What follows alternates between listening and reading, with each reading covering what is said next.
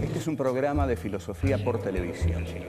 Ustedes se preguntaron por qué estamos aquí. Yo existo porque pienso. El hombre piensa. Es el lugar en el cual todos los saberes son pensados. Descartes es un héroe del pensamiento.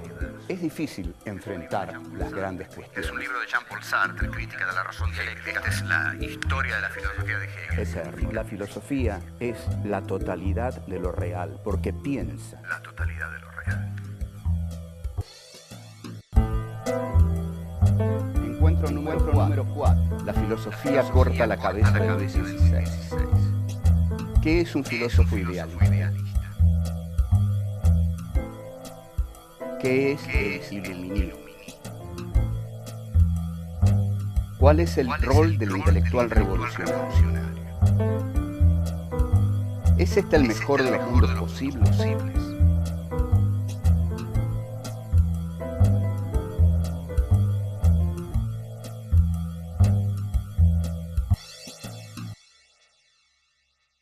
Habíamos visto que la filosofía no era la historia de lo que llamamos antes los héroes de la filosofía, sino que la filosofía es la historia de los desarrollos históricos en los cuales los filósofos forman parte de ellos, y Descartes concretamente surge en la filosofía como aquel que expresa la subjetividad capitalista, al sujeto capitalista, al hombre del capitalismo.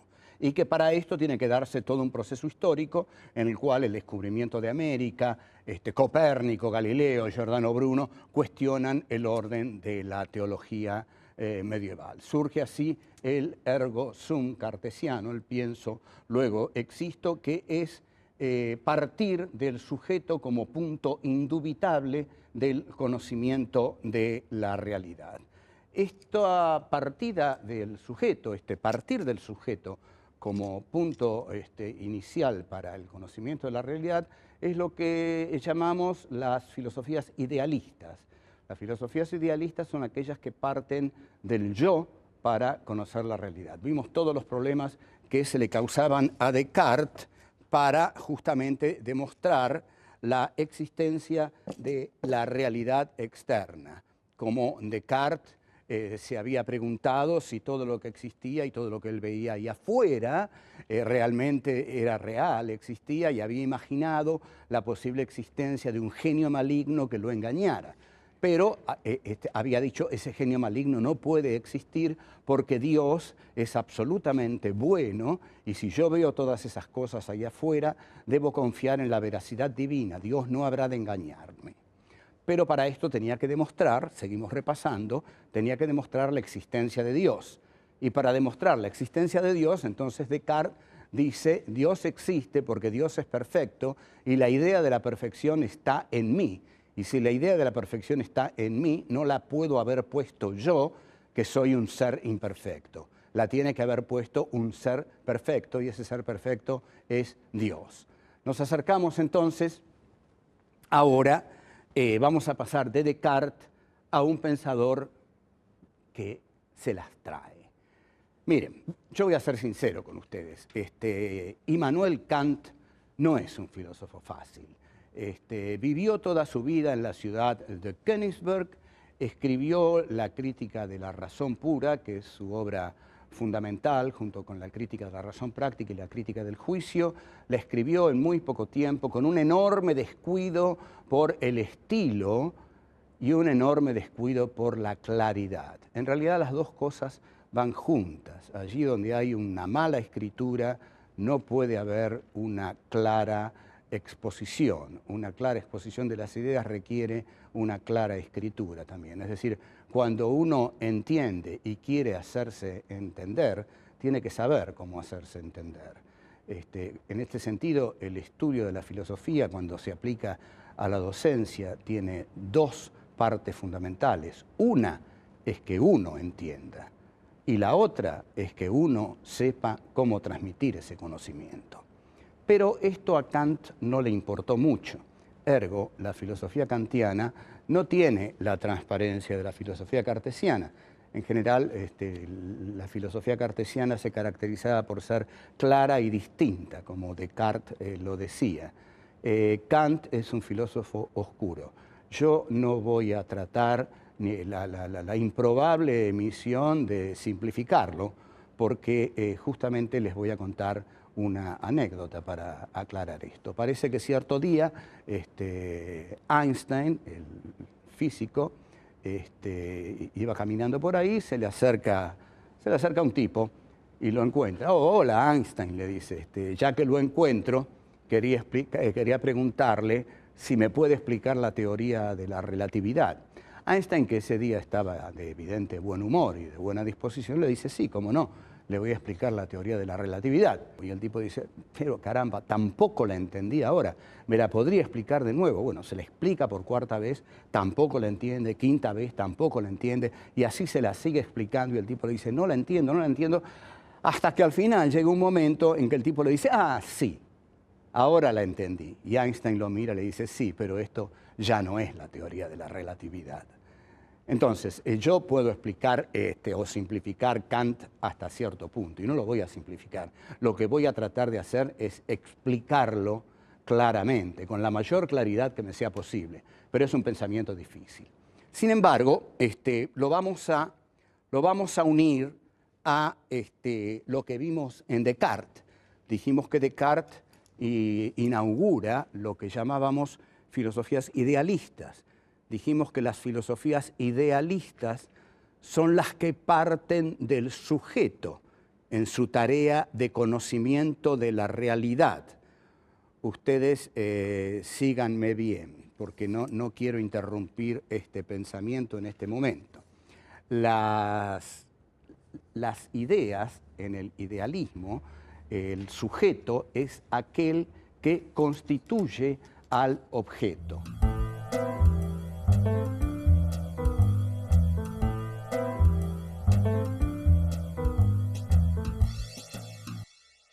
¿Qué pasa con Kant? Kant es un filósofo que viene después de Descartes, por supuesto, pero después ¿en qué sentido? En un sentido histórico fundamental. Nosotros dijimos que Descartes, cuando dice pienso, luego existo, le corta la cabeza a Luis XVI. Habíamos dicho que 13 siglos de Edad Media no habían acelerado la historia en absoluto porque el hombre esperaba que todo lo hiciera Dios y no hacía nada salvo esperar el cumplimiento de la promesa divina y el reino de los cielos. Pero con Descartes, al poner Descartes la centralidad en la praxis del hombre, la historia se acelera, la burguesía toma la historia entre sus manos y la burguesía llega en muy corto periodo de tiempo, si tenemos en cuenta que en 1637 es el discurso del método y en 1789 la Revolución Francesa, ha pasado muy poco tiempo comparándolo con el tiempo del medioevo para que se produzca el hecho fundamental del asalto de la burguesía al poder. En 1789, en efecto, con la toma de la Bastilla y el decapitamiento de Luis XVI, la clase capitalista burguesa se adueña del poder. Esto va paralelo al avance del conocimiento en filosofía. Si la burguesía se adueñó del poder, Kant tiene otra relación con la realidad externa. La realidad externa no es como para Descartes algo que pertenecía todavía a la monarquía. La realidad externa en Kant, que es un filósofo del iluminismo, después vamos a explicar qué es el iluminismo, la realidad externa en Kant es ya algo que está por ser atrapado, dominado, tomado por la clase social hegemónica, única del capitalismo, que es la burguesía. Ergo, el objeto kantiano no va a ser ajeno al sujeto. Kant no va a recurrir a ninguna veracidad divina. El sujeto kantiano constituye al objeto, lo hace suyo, lo crea. Bueno, esto hay que decirlo porque justamente el iluminismo es una filosofía que parte de la razón como la luz. Por eso es el iluminismo. Las luces de la razón. Para un iluminista, la razón es aquel poder que es capaz de organizar toda la realidad. Si nosotros nos remitimos aquí a nuestro país, Mariano Moreno y Juan José Castelli eran iluministas. Y al ser iluministas, ellos pensaban que desde su racionalidad podían darle a la realidad un orden que no tenía. En este sentido, la razón iluminista es totalmente revolucionaria. E incluso vamos a hablar en algún momento de las vanguardias iluministas revolucionarias del siglo XX. Pero estamos en este momento. Pensemos en Moreno y pensamos en Castelli. Moreno y Castelli, ¿qué dicen? Bueno, este virreinato no es lo que nosotros queremos. Es decir, esta realidad exterior organizada como un virreinato que depende de la metrópoli no es lo que nuestra racionalidad quiere. Las luces de nuestra razón que guían nuestro accionar nos dicen que la realidad debe moldearse de otra manera, debe moldearse de acuerdo a lo que nuestra razón determina. Esto, Moreno, que había traducido el contrato social de Rousseau, lo toma de los iluministas franceses.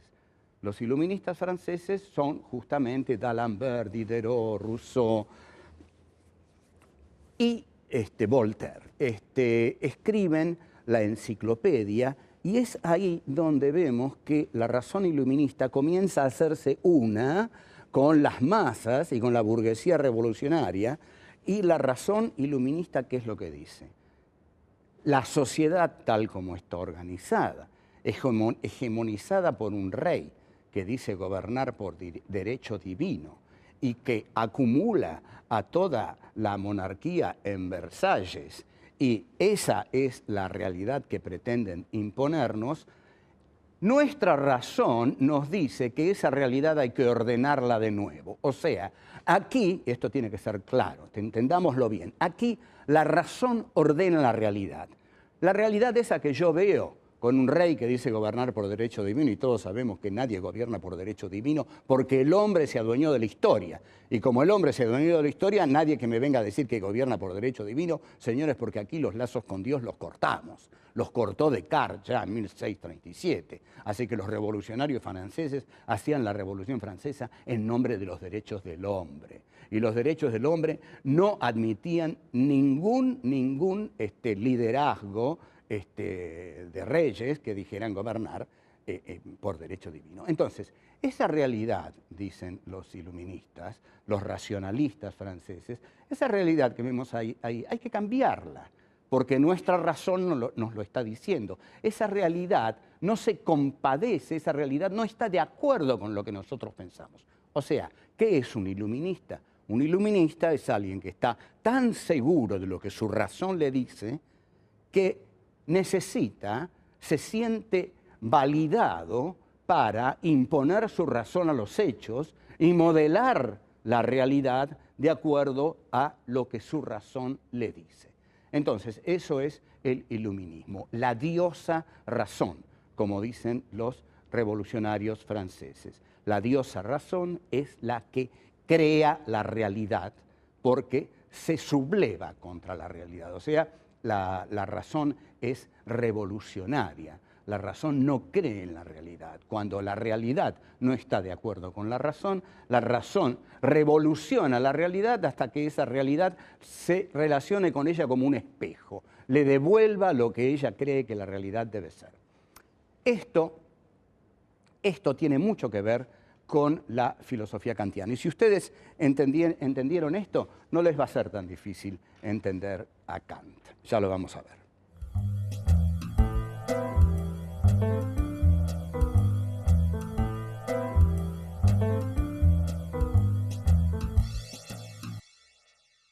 El rol del intelectual revolucionario lo estamos viendo.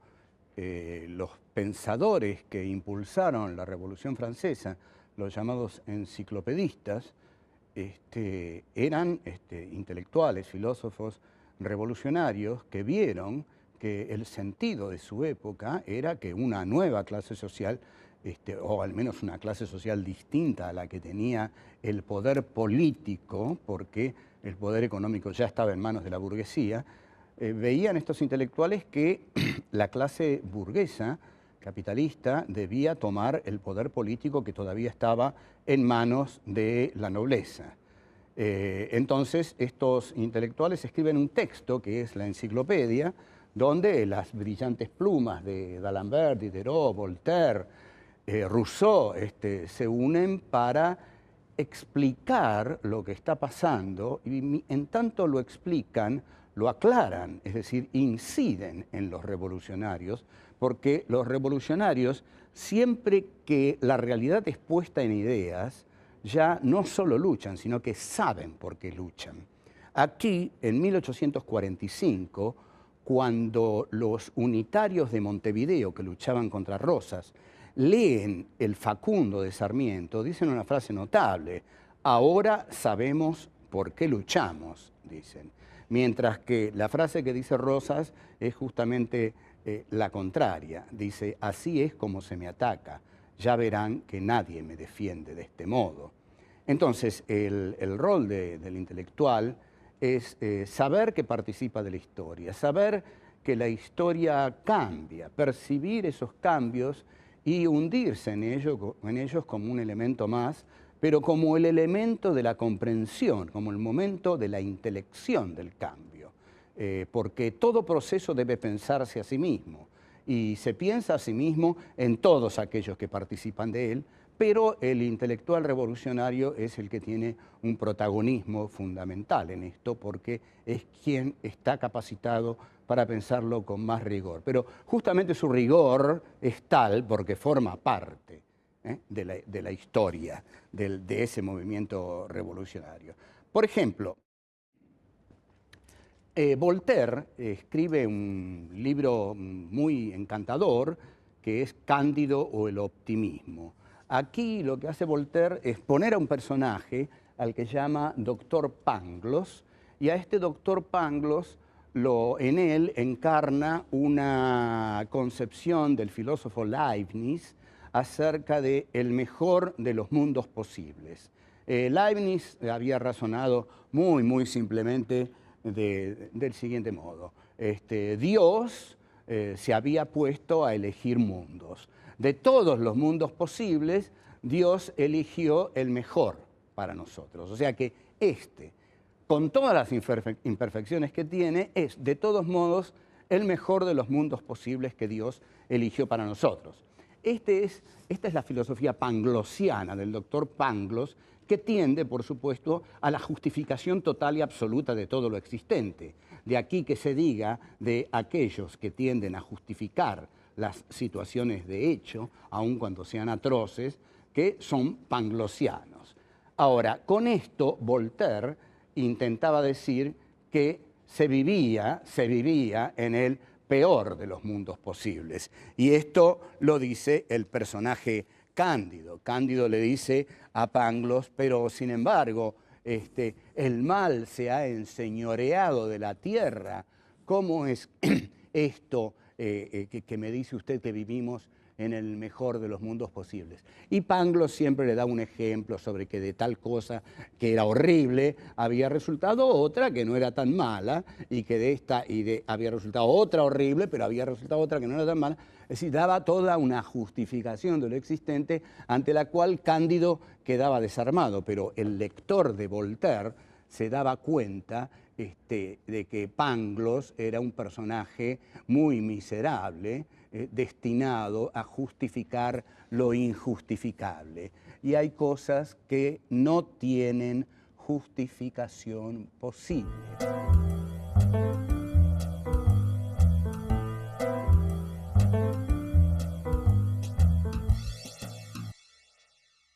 Marx dice, la filosofía tiene que estar al servicio de tornar explícita la ignominia.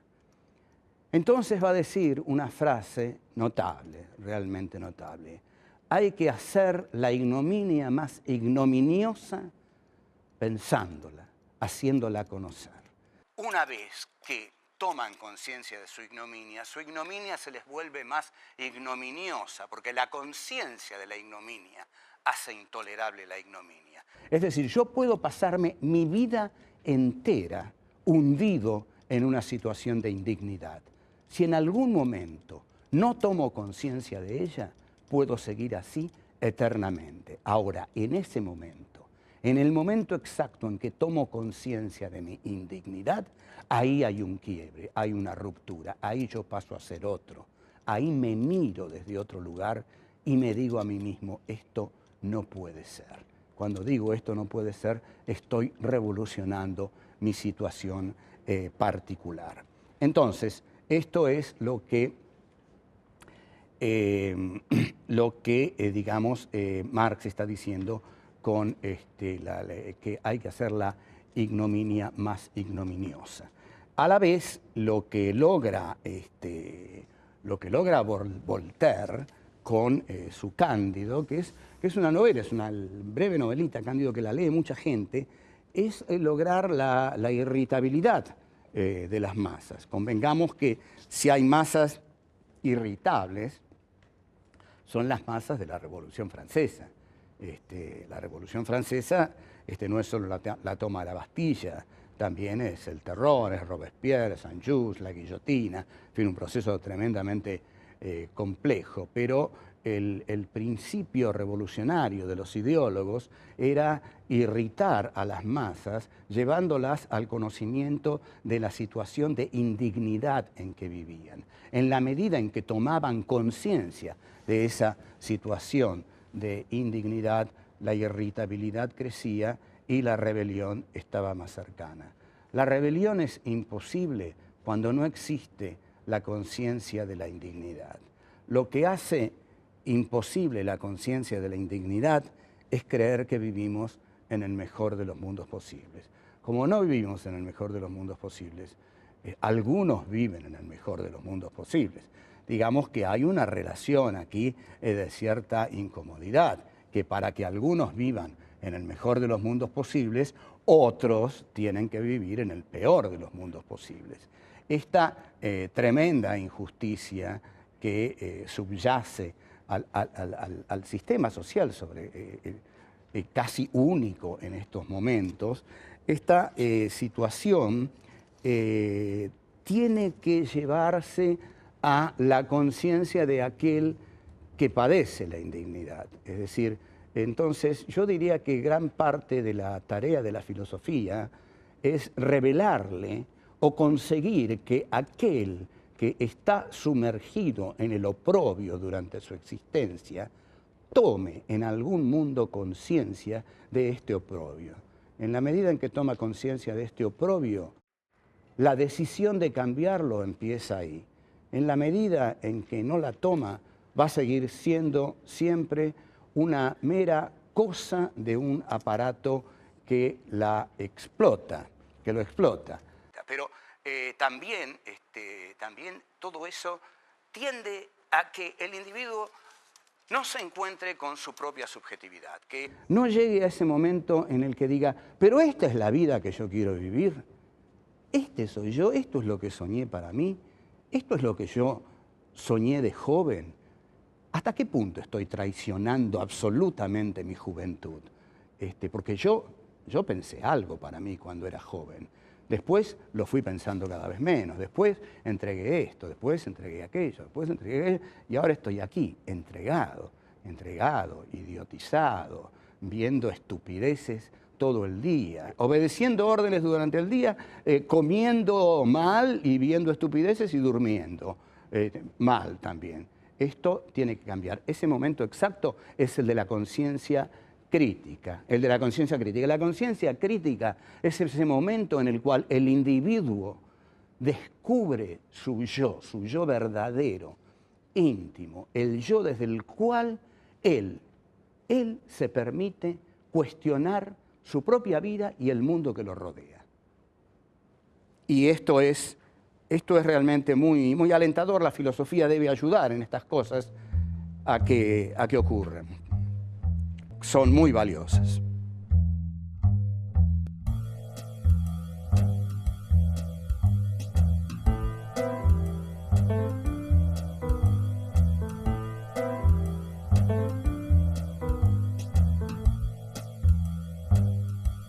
Descartes dice está en mí.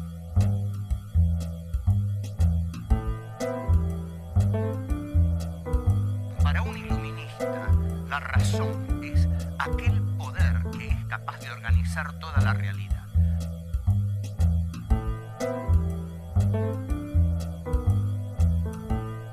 Hay que hacer la ignominia más ignominiosa pensándola, haciéndola conocer.